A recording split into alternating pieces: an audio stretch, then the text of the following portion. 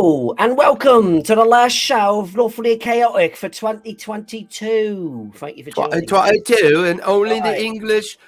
the English poppins can, like, the Bobbins. toppins Right. give you. Yeah, thank Good day, you for joining everyone. us. Good day. Yeah, do it, Barry. Let's do it.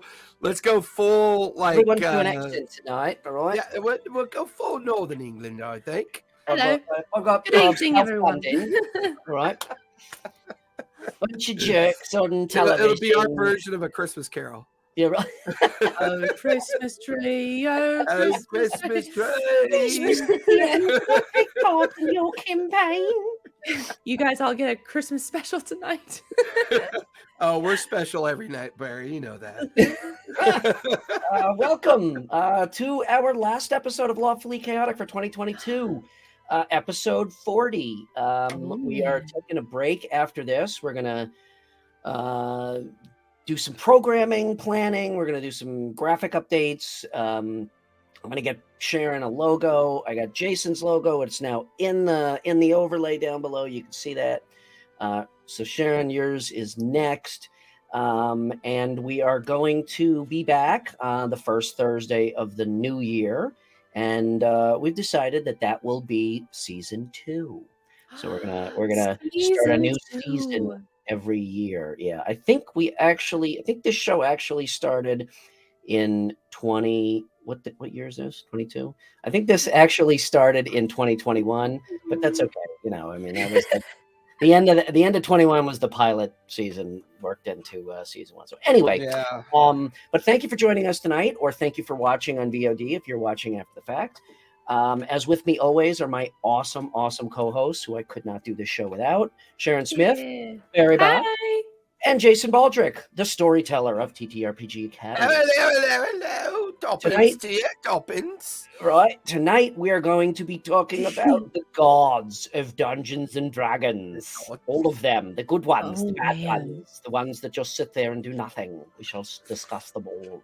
But first, any announcements? Sharon. Oh no. I don't really have anything. No, sorry, more so than usual. I can even do a different one. So for tonight, I do not have anything updates wise. I mean, I'm still reading Dragonlance, which is really great, by the way. If you guys haven't had a chance, it's wonderful. And actually, 1D&D released a new module, and also there's new trailers for the D&D movie. Yes, there are. We should definitely review those next year. Maybe that will be the kicker, the banger. Yes, the banger. Crack on. Jolly good. Right, yes. Jason, do you have any announcements for tonight? Oh boy. Boy, this is a train wreck with no train car. Do you pronounce it Froderick? You ever see Young Frankenstein? Remember Young Frankenstein? Do you know yeah. It Froderick. Put Yes. it on the roots. Frau Brucher. Oh yes. Okay, Jason, let's get back to business. Announcements, please. Yes. So 2023 is going to be a busy year. So I am happy to say goodbye to 2022. So 2023, I am revamping all my logos with RPG & Co. So all my new logos will be out for the new year. We will probably be announcing the Yes, it did 3 miles down. Giggle Juice opened early tonight. And I'll be announcing our new schedule, and we'll be officially breaking ground in the next week on Studio 2.0, our new 250 square foot studio that's going to look exactly like a tavern. We're having a new table commissioned, new cameras, new lights. Wow. We're putting some budget into this new studio. That's spend it while you have it, because it may never come really back. Freaking exciting. Yeah, so that's all been reconfigured and ready to go. I've got so you need to do during the process photo archive history. yeah, we are exactly. I actually have Cesare Cesare's going to be doing the remodel. So he does professional production work. and that's Ches? because Ches will be doing the remodel for me. That's very cool. So it'll be a lot of fun. Came up with an amazing design trick. We're going to build it like a studio set so that every 6 months we could change the interior if we want to. So there'll be panels that attach to the wall. That's awesome. And then you could just pull the panels off and put new panels up whenever you want to. He's got a whole new system. It's a slider, probably. That'd be fun. And where the bar is going to be, because we are going to build a bar. There'll be panels that open and close, so that when we take a break during game, we open the panel into the bar and we turn on a camera. And while we're on break, we'll be at the bar drinking from the kegs and drinking with our tankards, and we'll put someone behind the bar. So we'll take our 15-minute break. At the bar, so yeah. Okay, I am actually going to fly out every week to play. Every week. And I surfed the Google Pics like crazy, looking at everybody's build. Yeah. And brought in about 3 that I really loved what folks did. I also went out to a couple of your suggestions, Bear, in regards. Remember when we did all the theme restaurants and theme bars? Yeah. I went out to their websites and picked up some snapshots to. Oh, like the Broken Wand? There's Broken Wand and one up in Canada that hasn't opened yet. The bar. Actually, it has opened. The Griffin. Yeah, they started opening their bookings for the Shire, the boroughs. I believe you know what we're gonna have to do? We're gonna have to. I will come out there once, and the 3 of us will go to one of these places and do a show from one of these places, and then you guys come out to here, and we'll go to the one in Lake Geneva, Wisconsin. And we'll I'd love to go to Lake Geneva. That'd be so much fun. Yeah. Hey, Fatal, what are you doing? Good to see you. Awesome. Well, that really is truly exciting news. I can't wait to see it. It's been a long time in the making, and it's cool. I'm excited. 2023 is going to be a lot of fun. There's going to be a lot of stuff going on. Awesome. Very, very cool. What's the name of the tavern? We don't know yet. I'm thinking of. You haven't picked a name yet? No, because it's gonna. Absolutely. We always go to Bristol. That's a given. I want it to be maybe a like a what do you call it? Like a brain fart. Call it brain fart. No, I want it to be like where everybody out in the world gets to try to name it. Make it a contest. Oh yeah. Like a naming contest. Yeah, so, I like that. The leaking cauldron or no, too close to leaking anus. I want to avoid that. I wasn't thinking about that, but there it is. The only snacks we have are chips made from Olestra here at the leaky cauldron. Oh, that would be a disgusting mess, I assure you. All right. Well, very cool. That's awesome. So anyway, what about you, Brian? Oh, me announcements. Yes. Now it's your turn. I'm just working away. I got all kinds of stuff going on. I'm working on another cool brand for a kind of gaming within the community. It's a coffee company called Sacrificial Grounds. Whoa. Yeah, that is a good name. And he's going to the us is basically the main demographic. So that's pretty cool. What else? Otherwise, I've just got a whole list of stuff, graphic updates and whatnot, for the show, for other stuff, and another list of collaborative content creation. I know, Jason, you and I have to talk about that. I got some stuff at Bearded Nerd that I finally need to post. So cool. Yeah, pretty much more of the same for me. So we get Barry Bot's logo done over the break. That is at the top of my list for finally. Yeah, for the time for my downtime this month. That's at the top of my list. So yeah. And then we can finally celebrate Barry launching her own channel. Yes. Women in D&D. I know it's coming. I know it is. There already Women is. in gaming. Barry Bot's burial chamber of sinful gaming. Okay. Anyway, on that note, gods, I wanna these start burying things. demigods, and whatnot. Oh, Sharon, lead yeah. us off on this discussion. I don't think this is a subject that we have touched upon really at all yet in any of our No. So I'm excited to talk about this with y'all. Hey everyone, welcome to another episode of Lawfully Chaotic. Tonight is a special episode. We are going to be talking about gods and deities. And wouldn't you know it? After looking into the topic of gods, there's around 100 gods. Over 100 gods to choose from. Yeah, there's And a we're lot going to to talk about every single one. single Don't one. Yeah, so down buckle to in, their everyone. underwears.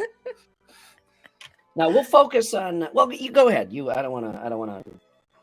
Okay, so for the uninitiated, Initiate. Uninitiated. Everybody roll Uninitiated. initiated. Yeah, there you go. Uninitiate the roll. So there's actually so many gods out there that they've actually split it into alignment categories. I know that a lot of people don't like to touch alignment, but for these specific beings, I think that's a good thing. So I would like to roll out the red carpet for the following good gods. Good gods. Good. That's what you did there. Bahamut. The good. It literally says the good god of dragons. Good God! Good god of dragons. Did you see the size of that dragon? It was bloody big. And it's also known as the platinum dragon in Critical Role land. And there's also Moradane, or is it Moradin or Moradane? I think it's Moradin. Moradin? I think it depends on how anybody pronounces it. I pronounce it all over the place. Okay, so I'm going to say Moradin. Moradin, the dwarf god of creation, which is also known as the Allhammer in Critical Role. Saloon or Sayanine, which I thought these seemed very similar because I noticed that for some of the gods that are used in Critical Role, they're interchangeably used from like Greyhawk and other modules. Mm-hmm. Saloon is the elven goddess of the moon, or she's also known as the Moonweaver in Critical Role. I think that's such an awesome title. Isn't that great? Moonweaver? Yeah, I do too. So cool. And then Cord is the god of athletics and sport in Greyhawk, which I thought was really interesting because the way I found out about Cord was in a Critical Role, and he's the Storm Lord. Ah, okay. Yeah. I thought the Stormlord was the Stormlord. Well, in Critical Role, he is the Stormlord, but in Greyhawk, he's the god of athletics and sport. Gotcha. I mean, he's pretty swole, so it goes both ways. I think he lifts, you know. He lifts. So those are a small little bite of the good gods. Now, there's actually a neutral ground for gods. It could go either chaotic good or chaotic bad. I'm a huge fan of Lovecraftian horror gods, like the Great Old One. Me too. Big time. Yeah. Cthulhu. Yeah. Cthulhu. So there's actually neutral gods that can go either way, and they're chaotic. Lawfully chaotic. So, I'm glad you guys caught that. So for the neutral gods, we have Palor, which is the god of sun and healing. And it's also known as the Godfather. The Godfather. The Dawn Father in Critical Role. I'll tell you what, if you do this quest for me, I'll give you lots of gold and gems.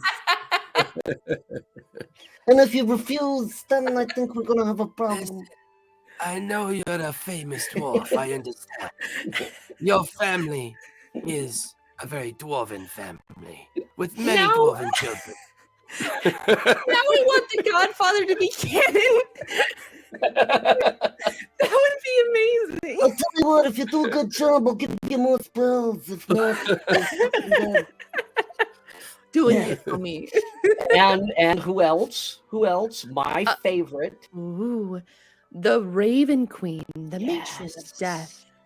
Which is interesting because she's also kind of similar to the goddess Istis, which is from Greyhawk, and she's the goddess of fate and destiny. Oh, that I didn't know. Yeah. See, we're all learning something new today, Well, guys. and one of the things I found very interesting, the way Critical Role kind of did their God pantheon, which I thought was cool. They did a more traditional balance, you know, the 9 betrayer gods and the 9 prime gods. Mhm. And that really helps when I write and when I want to narrate how those gods come and go. It really does make it a lot easier to influence.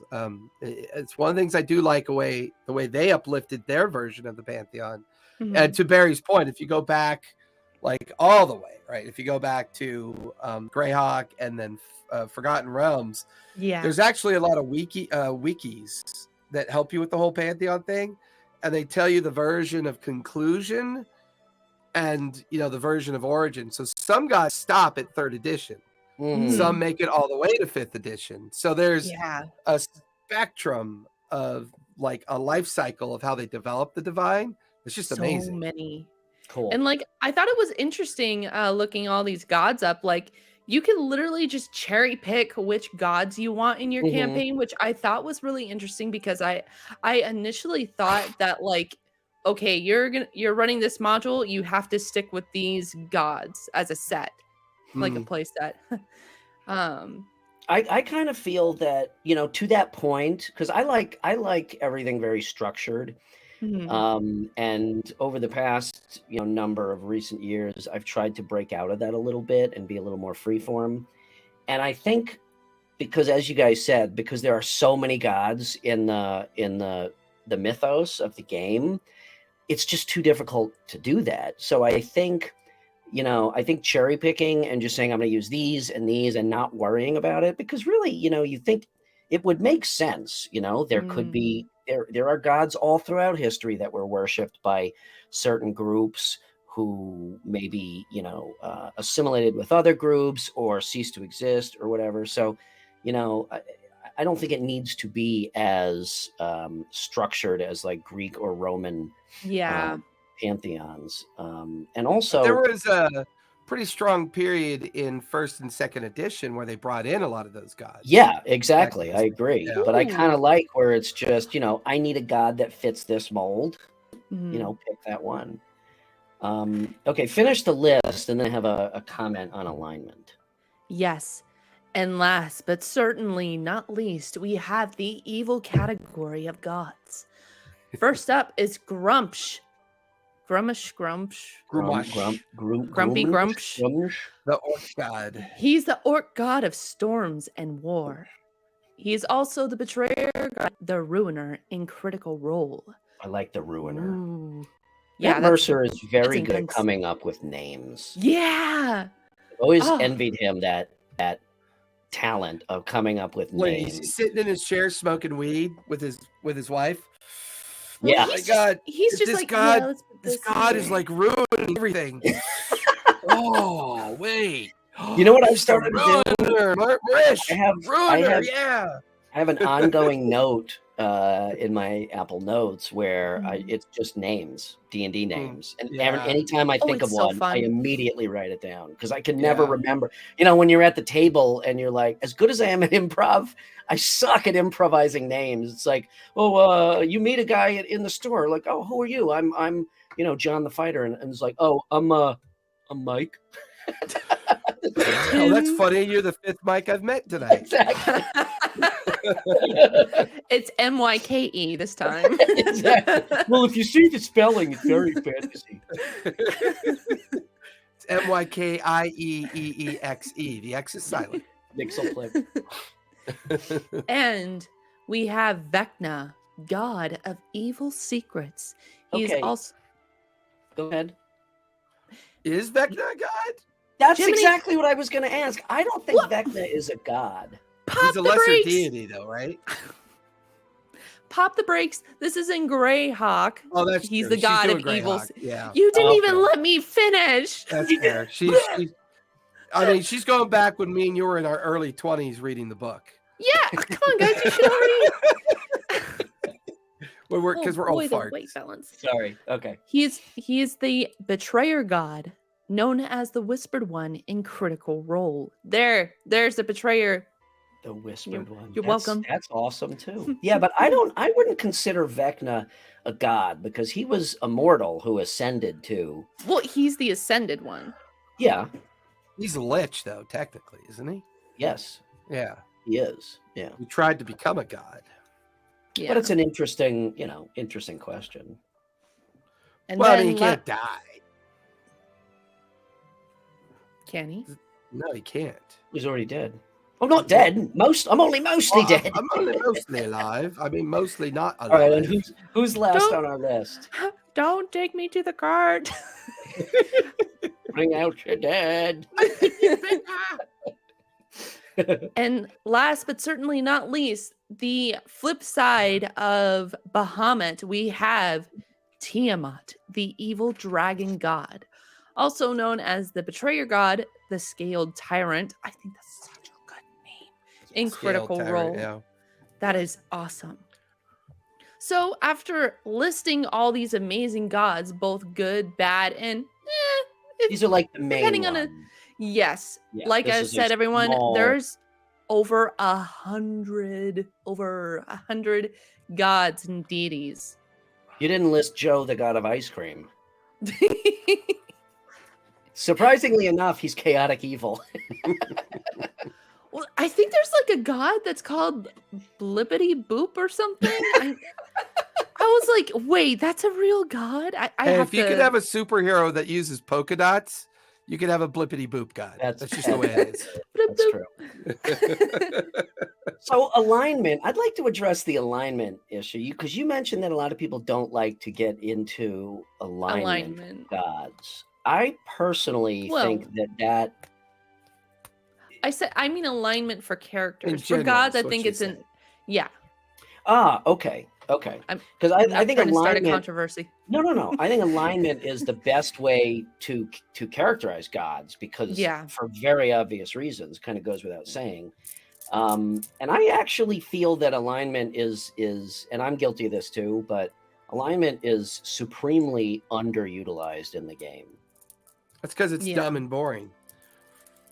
Well, that's why I think it applies Is it really though? well for the No, gods. Is it though? Yeah, it's dumb and boring. It is. I haven't well, used it because since I was there's no 12. mechanic. You know why it is? Because there's no mechanics behind it. Oh, I built a mechanic for it, and it was still dumb and boring. See, this is why we don't talk about This alignment. is why I can't have nice things because I break them. You got me there. I had no response to that. I You literally went couldn't think stage of anything. left for, Yeah, I couldn't for think of those anything. listening. To the point of the gods having a sense of alignment. Yeah, like to me, I treat all gods as chaotic, even the good ones, right? Because when you're immortal, I kind of do too. and when you influence your playthings to the importance of their divinity being used by these playthings to give them power, right? So you attract, you attract people to your divinity, Mhm. and their religious zealots of you give you, as a god, give you your power, give you your ability to spread your influence, right? So all gods are narcissists. They're all narcissists, no matter how you cut it. How very Greek of you. No, I actually agree. Because that's what they're all about. My view of the gods is very similar. I feel that no matter how good or whatnot, that they're all sitting up there, and that they're all, as much as they don't want to admit it, they're all they all succumb to the same foibles that we do, like jealousy and anger and like all of that stuff. If gods have alignment, they're all That's exactly why I pointed. Yeah. So yeah, I hold that same view. Well, it's been a great show. We're all in agreement. We will see you guys next year. Whoa. So now that we have listed all the good, the bad, and the if I'm on a good day or on a bad day, gods, do you have to be a paladin or a cleric to serve a god? Can anybody just serve a god? How does that work? I think one of the things I like about Divinity is that however a player decides to build their character and utilize the idea of Divinity, I just assume that Divinity is going to play out the way the player wants it to play out. Therefore, I mean, it could be like one of the things probably the most unique thing I loved about what Matt did with Jester's God, the Traveler, is that, you know, the Fae often think they are gods to the other worlds, you know, so the notion that gods, goddesses, and divinity and all that is somehow a secular reality. I think 5th edition pretty much tears down that wall, and I think it provides interesting flavor for a cleric and a paladin in their overall approach to their divinity. But I kind of feel like nowadays anyone could try to have a sense of divine in their character's backstory, whether or not they have a focused magic that lets them truly embrace that divinity in a very kind of, you know, material way of their magic or divine magic or whatever you want to call it these days. But yeah, I love it all around. I think I was just gonna mention yes, that. I was just gonna mention that too. Yeah. Thank you, Yeah. 3 Miles. Yeah, I definitely believe yes. I include Warlock with clerics and paladins in terms of where they get their magic. It may not be divine, but it does come from an otherworldly entity. It's a pact. It's a pact, yeah.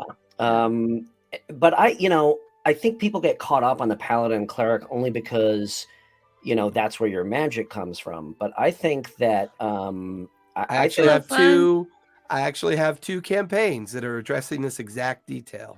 Yeah, I think. Can I read the question? Sorry, I thought you were saying. Well, technically, I was still in the middle of a thought. Okay, Yeah, but whatever. What about a setting where there are no gods? Would that be possible? I'm sorry. This is it. This is the end. I got her to cuss. That was awesome. Brian, how about you talk? How about you answer that question? Anyways, I was just heard nothing. In terms of, you know, the question, does only a cleric or paladin, you know, get to serve a god or whatever? Blah, blah, blah. I think it depends on the player. If the player wants that as part of their backstory and they role play it, then I think it's a really awesome opportunity to bring that into the game with, you know, inspiration or or penalties if you develop a character that is really devout and you stray from the path, maybe it affects the actual character in the game. So I think it can be brought in for any character and utilized in a very cool way. I don't think it has to be, you know, but for characters that specifically say, I want this as part of my background, then I think it's, like I said, a really cool opportunity to actually bring that into the game itself. Okay, I'm done. Well, I think it's a good subject matter too, because the game that shares in, there's a lot of betrayer gods in that one. So the Grain Land, I really got a chance to toy with the opposite side of the divinity table, right?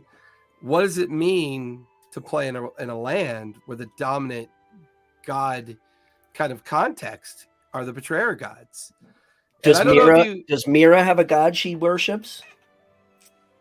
I think she does, doesn't she, Bear? She originally didn't.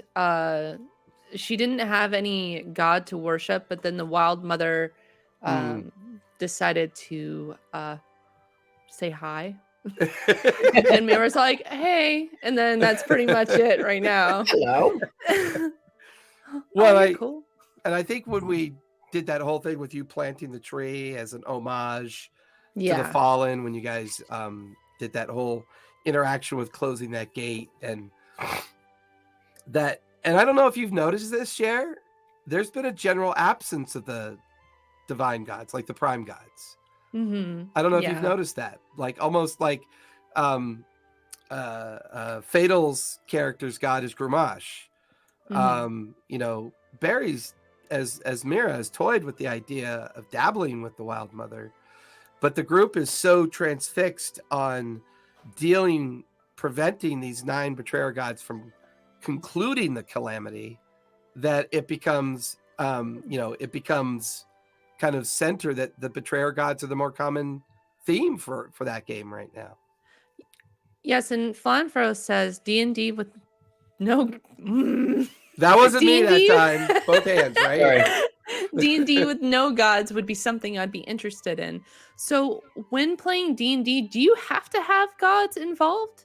I don't think so. Or can you have multiple gods in a campaign? And does that break the balance in some way? Again, I don't think, because there's no true mechanic, I don't think there really are any rules regarding gods in the game whatsoever. Really? It's completely story driven, in my opinion. I think there's So- a backstory mechanic that helps. One of the things that I find very clever about what Matt did was that in his history of Exandria, he actually limits the abilities of the gods, right? So when they close the divine gate for the last time after Calamity, and the betrayer gods are sent back to their prisons after Calamity, the only thing that works is influence. So they're using their influence to try to gain access to followers and fellowship. So to a certain degree, by making it an influence-driven mechanic, it becomes a lot simpler, I think, sometimes to, have multiple god influences come into play. Interesting. And with the nature of gods, to put into example, with aligning gods to your player characters, or for your players in the game, do you match the alignment of the gods with that character, and how do you interact as a god to your players? Because in Critical Role, Caduceus and the Wild Mother. Wild Mother. We're going into Godfather territory here. Caduceus and the Wild Mother, they go together, but they look different, but they're the same. I'm talking about. Yeah. Are you going to Jersey? You got to go get that at Jersey, or you got to come down here to the Bronx? Because I'm just saying. The Godfather, Father, and the Wild Mother. So with Caduceus and the Wild Mother, like, they had a very interesting kind of like relationship or dynamic, I would say, because he was able to communicate with her and vice versa, like through the environment. And she didn't even necessarily directly talk to him. It was literally just like cues that he would interpret from her. Like, he would get good feelings or bad feelings depending on what she sends to him as like a sign. Yeah. And then when speaking about Jester and the Traveler, like, you could tell that their relationship is way more personal. It's very intimate, and like, she directly talks to him. I mean, they're like literally besties as a, well, I mean, because the Traveler isn't really a god, but still, but he's a deity. So... Well, I mean, that you bring up a good point, Bear, because in a game, what defines divine? Is it something that somebody believes in, and then via magical influence grants that person divine powers of that thing that they believe in? So whether it's something you believe in the Fae, whether it's something you believe in the Shadowfell, or a traditional divine presence, I think you just kind of answered a very good way of comparing Caduceus and Jester's relationship with their understanding of the divine. Yeah, and it's very different, like completely different, both of them. But somehow it works so well. It makes sense for the character to have a deity like that communicating with them in that way. So my question is, for you guys DMing gods to your players, how do you approach that aspect with your players, Brian? So again, I think it's even when Matt does that, it's story driven. It's very natural, and it's just part of the way he tells the story for each of those characters, and it fits their person. It fits the characters' personalities, both Caduceus and Jester's. Yeah. I kind of look at gods in terms of alignment, and and how they interact, and do you have to be the same alignment as your god? I kind of look at it as a little bit of like a Venn diagram. you know? So like if you have a neutral god, then your Mhm. character could be any alignment. If you have a lawfully good god, probably he's not going to accept anybody that isn't at least neutral or you know, or to the left, right? Gotcha. Same thing with a lawful evil god. Although I could see that going either way. They may use somebody who is good, Yeah, for some deceive them. reason. But yeah, I mean, again, I think that's the beauty of this aspect of the game is you can really tailor it to drive the story the way you need to, and not Mhm. have to worry about a whole lot of mechanics that drive it or dictate it. Like I mentioned, the Raven Queen is my favorite. One reason is because she's so neutral and can literally flip from good to evil, right, Yeah. on a whim. And there's just so much canon behind her, and I have her in almost every one of my campaigns Oh, in that's some way, cool. because again, it's a great way to to kind of steer the story, or just another tool to steer the story to your Hi, needs. Dorito. Hey, Andrew, what's up? How you doing? I will say this much in season 2, so spoiler alert, but not a major spoiler. In season 2, Caduceus successfully has a divine intervention moment that completely changed the difficulty of an outcome. They could have spent 10 sessions, risk TPK and everything trying to find that entrance. But Yeah, that was amazing. that was an amazing example of when you decide at the very beginning of your campaign structure to have a healthy relationship with godlike pantheons from a character's perspective. Mm-hmm. As a DM, you're accepting the responsibility of how to handle that potential 1% outcome, and that Right. outcome could really influence a great deal of that written work that you've just prepared over the course of those potential interventions. Less likely to happen near the beginning, but incrementally it becomes more possible as the laws of averages will eventually catch up to you, and the probabilities will eventually catch up to you.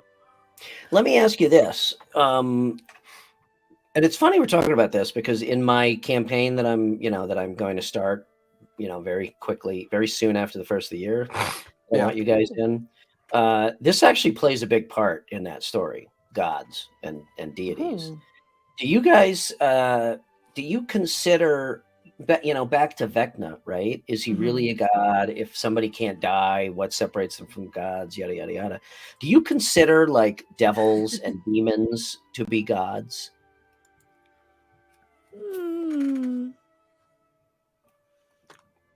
Hmm. I think to a certain extent, I would think, because like you can make agreements with them, no? Just like the devil of the crossroads, you make a pact with Mhm. your soul, and you have to do Kind of. something in I mean, return. if you think about a warlock, that they get their powers through that pact. I mean, Yeah. Well, I mean,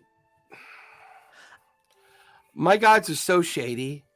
and I Even don't, the- and I don't, I'm like not saying, I'm not saying specifically would you use that label to classify them, but can you utilize them as gods in your game? Like Asmodeus, for instance. Yeah. Why I would would he think not? so.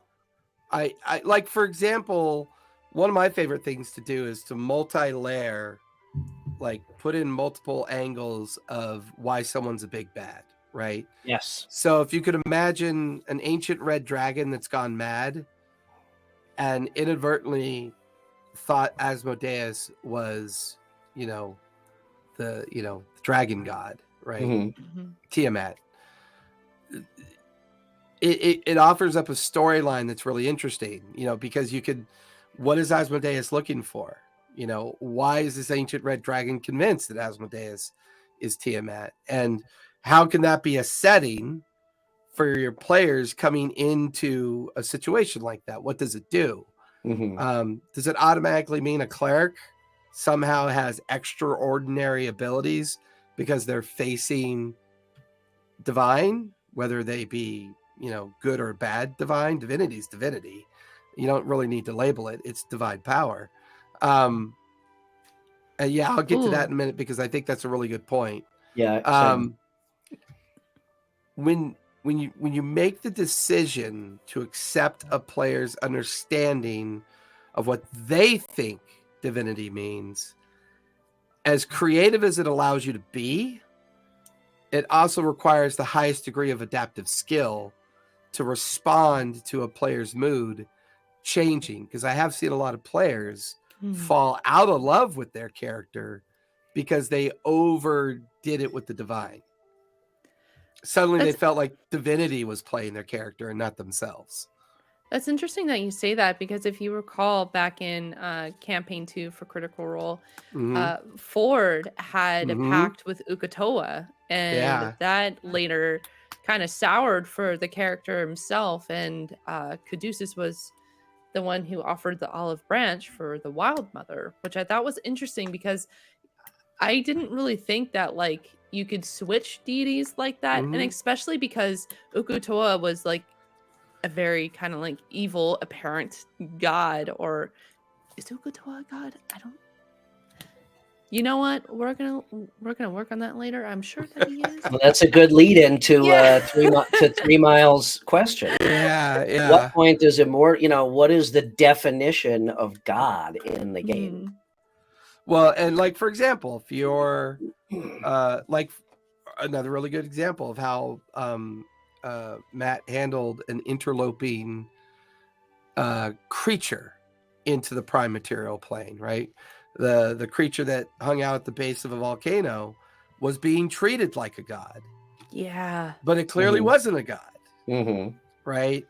It was fleeing its ancestral plane of existence because the mad city of Aor was drifting through the plains and causing fear amongst those that didn't want to get absorbed by this thing, right? So it found a safe haven in the prime plane and then figured out a way to manipulate the local population to feed their greed and to feed their sense of how they attain their power. And to a certain degree, they could have used their sense of magic to allow someone to appear divine and therefore establish the idea of being a god, but they clearly destroyed the creature. Well, it depends on the setting and the context too. On Krypton, Superman's not a god. It could be argued that here he's a god. Yeah. It really is on perspective, really. And that's why, again, I don't think that there's any, I don't think that there's any. I mean, there are the classic, Zeus. Yeah, he's a god. But what makes Zeus any different than, Vecna or somebody? I think that the definition of a god comes down to challenge rating. Well, that, and also like the 20 or higher, you're a god. And also like the setting of your campaign, really, because like that's how you're able to dictate what is a god and what isn't. Because like you could make a grand demon a really evil god. Well, I think 3 Mile brings up another good point related to immortality, right? So one of the things I like to play with a lot is that gods never really want to leave their plane of existence because that's where their power is derived from. In the hierarchy of gods, Ioun has died multiple times. And when she dies, she returns to the Weave, and then eventually the Weave will select a new goddess to represent Ioun. Right? So the idea of the perpetual magic veil is always self-sustaining. I never knew that. So one of the things I really love about the immortal complex is that they may be immortal on their plane of existence, but when they become an avatar because they want to interact with a certain plane of existence, their avatar certainly is not immortal. Their avatar is very much subject to the rules of the plane of existence that they're on, that they're visiting. And sometimes what happens is that if they do that too frequently, it weakens them back on their original plane of existence. And then the jealous gods see this weakness as opportunity. And then it creates a theme of conflict, a theme of gods versus gods. And sometimes, if you look at the Greek and Nordic gods are always a classic example of just hierarchical jealousy and They're very human. that's it. The representation of human emotion Yeah. really is what they are. And I don't really treat D&D gods all that differently, right? The Raven Queen is so much fun because she is the god of death. You can't have life without death, right? You can't have death without life. So I typically pair her with the Dawn Father, right? So you have the Dawn Father that kind of represents the rising sun and the beginning of a new day and the beginning of life. And then you have the setting sun, which is, the matron of death, the termination of, and then you have the moon that rises to keep death at bay. And then you have the sun that rises to, absolve everybody of the perpetual idea of life, right? So you can use the natural environment. You can use the different gods to have different expressions of how your players and how that world is like, consuming all that detail and setting the notion of what's interesting? Hmm. I really think that the creators of the game put the gods in there as a story element. Because there has never been a stat block for a god in the game, if I'm not mistaken. I was just about to ask that. Deities and Demigods 2nd edition did put stat block. For the major gods? Yeah, they did. Yeah. Okay. Yeah, Deities and Demigods. That book was on my wall. I have it somewhere, but yeah, that book was very much their first attempt because then they released they released the Immortal Planes, the Battles of the Immortals. They started to really realize that there was a whole content. Okay, but since AD&D and Deities and Demigods, it's never been broached again in that way. Yeah, right? Not really. So I think it's fair to say that they didn't want to put them in a box, in a stat block box and a challenge rating box because of that very reason. Because then it takes all the story ability. It takes all the narrative out of it. Well, so I will say one of the things that I love the most, and I'd love to get both your takes on this as a potential future campaign that Barry might be in with me when we wrap up Graying Lands. But what are your thoughts on Oathbreakers? The idea of an Oathbreaker. I think it's awesome.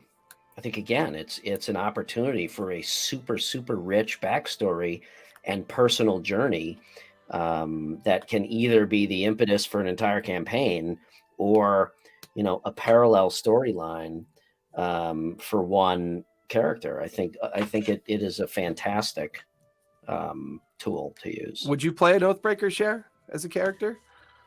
For those that don't play D&D or if it's their first time, Jason, what is an Oathbreaker, and is it only for a paladin class? I think it originated that way. I think it originally became a really fun mechanic for paladins that fall out of favor or purposely fall out of favor with the divine. However, I think it's an easy mechanic to use in multiple ways. Yeah. Whether you're a cleric, a paladin, or a druid, or if you use your belief in a divine to access your magic ability, if you choose to break that oath, I think it offers up a lot of creative outcomes for sure. So is that technically a reset button? It can be, I think. I think you could even be an Oathbreaker with your pact. Right? You could decide to break that oath, lose all your powers, and then have a really different way of playing out your character from that point. So, I'm sorry for referencing Critical Role so much, but was Ford technically an Oathbreaker? Technically, he was a sea paladin. He became a sea paladin because of his transitional relationship from the journey that he was on. So even though he broke an oath of the journey that he thought he was on, he hadn't committed to that oath yet. That oath was in flux. It was part of his story. Yeah. And I think Travis genuinely didn't like the story. I don't think he enjoyed it. I think he saw it as a story that was going to lead him down a path that he just wasn't comfortable with. Yeah, and You that's know, okay to do. Yeah. It's interesting because he was one of my favorite characters from season 2, along with Mhm. Caleb. And I think they did a really, really awesome job of handling that transition. I mean, it was Yeah. perfectly natural. Me personally, this is just my opinion, I did not like the switch. I loved Ford, the warlock.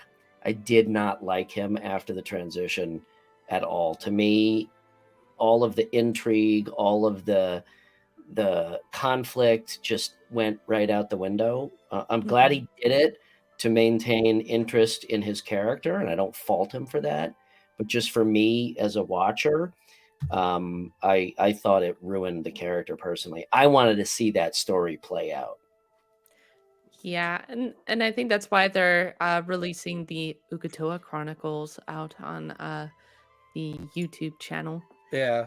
Wait, so you're saying a pact is on the same level as an oath? I Swami think says. so. There's synonyms. It's semantics. I think so. I think the only traditional difference is that sometimes that pact comes with an immediate penalty, where usually if you break an oath, the penalty Right. is more subdued. Yes. So if you break Really? a pact Yeah. with a very dark force and they decide that they're going to take your soul because you broke the pact, Mm-hmm. that's very different than if Pike decided to not be involved with Sarenrae anymore. If Mhm. she lost her faith, she'd Hmm. be on a new journey to discover either a new faith or just Yeah. no longer have a faith. The word But pact. pact word- can be very unique. It The can word be. pact is just a game mechanic. Yeah. That's all it is. It's a warlock game mechanic, but it's synonymous with oath, in my opinion. Just at it, It it's can be, yeah. generally where an oath is in the light, a pact is in the dark, traditionally in terms of the game. But it's the Yeah, same. there you go. I don't know. Pact is a tough one because I have a lot more fun. No, with actually, I would pacts 3 sometimes. miles. I would say it's the opposite. I would say an oath is more mutual. You are giving that god. That god is giving you their favor, and you are giving that god your faith. A pact, I see, is more submissive. Like, you got to do your part, or I'm going to fuck you up. Or else, yeah. Oh, I don't know. I mean, I push back on that a little bit. I think the idea of a character falling into an oath related to their faith could be very one-sided from their point of view. Desperation, anger, revenge, justice. There could be a very emotional constraint to what pushed them towards that oath. A lot of times I think a pact is a little bit more, I want power. And if you can give me Yeah. that power, then I'll make my pact with you. But if your power isn't good enough, I may break my pact with you. And then the pact keeper will look at that subject and go, I will give you all the power you deserve Mhm. as long as you continue to make me more powerful where I am. Mhm. And I think that mutual understanding of what power means makes pacts a little bit more unique. Just a little bit more unique. I still think that even that the difference between the two is semantics. But it's interesting to look at it both ways, definitely. Well, Yeah, but and- sorry, go ahead, Bear. It's okay. And actually, you make an interesting point because the next question was, when you use these gods, are they a guide or an essential plot point in your campaigns? Like when you speak about, oaths and pacts, like is that like an wow, words tonight, guys. The giggle juice. Is it an essential plot point in your campaigns when you use those gods for those specific pacts or oaths? Like, is that the theme? Again, I think it depends on the story and the campaign. Can you fight a god? Wait, yeah, you. Can you? Well, I mean, Can you Tiamat, though? you could. I mean, they built a whole structure, a series of Well, modules. you that can fight. eventually you take on Tiamat. You can fight the personification or the proxy of that god. The avatar, yeah.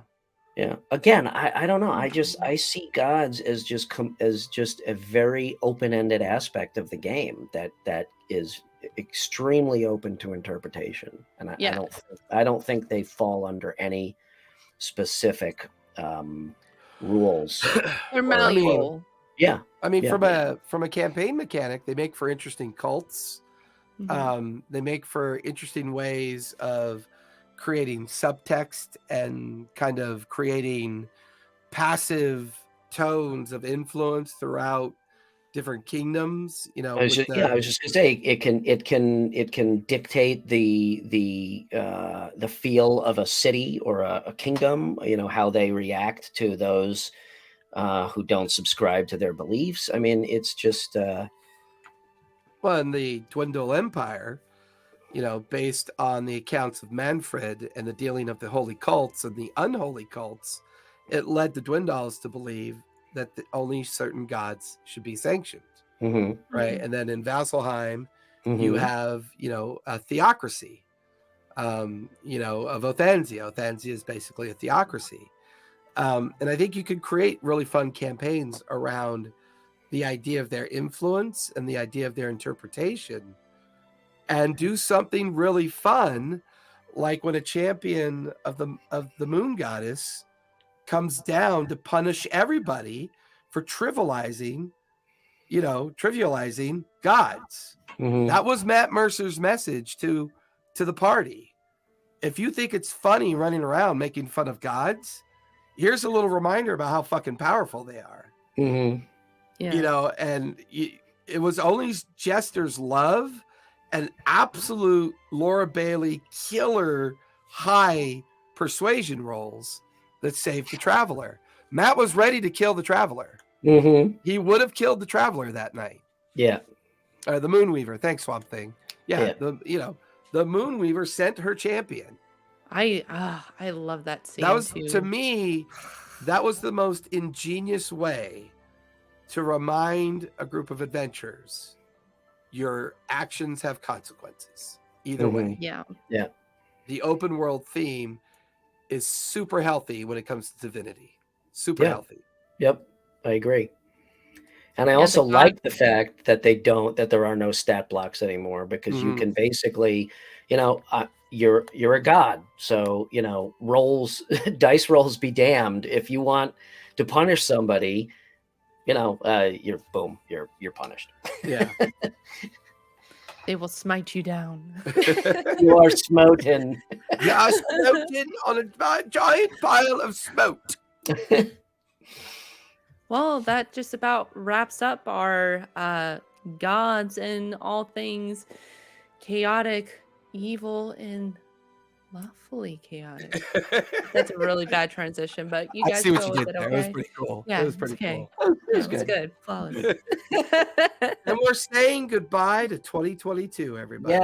Yes. We are on Should a we break do after this, and we won't be back till next year. Release! We do Release for rollies? the last 2022. All I'm right? going to my try with gosh. Rick and Morty again. Here we go. Oh, Damn it. I thought that was 04. That's a 20. I got a 6. You're up, B Bry. Big That Bry. is a natural 20. Yeah, where's Beer's Oh. staff?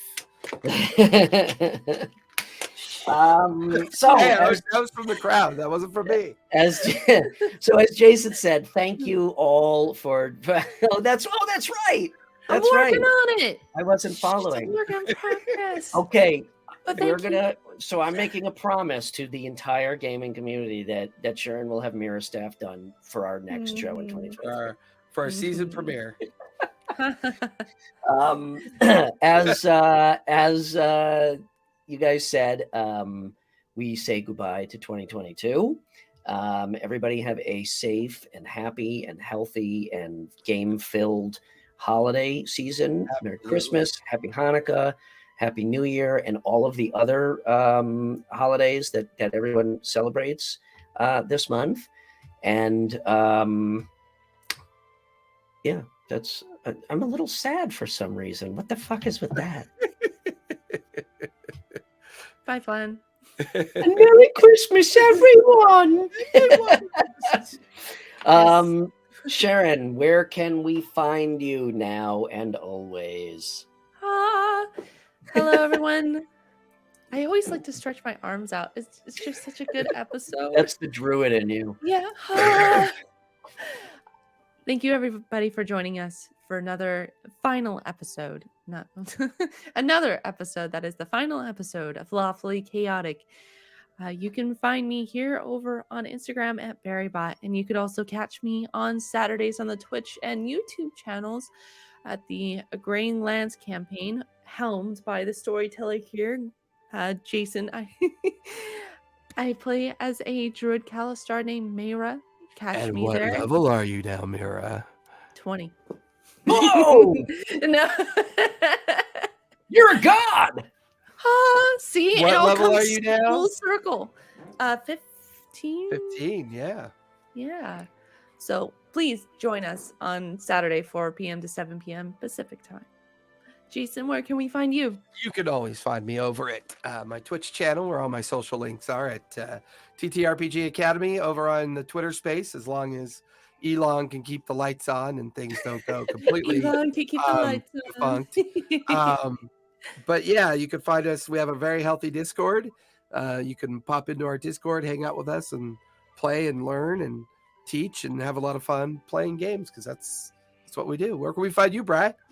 RPG and Co on Instagram is the easiest place to find me, but head over to linktree/rpgandco.com and check out my website, check out my shop, shoot me a message. I always love to chat with anybody about anything game related.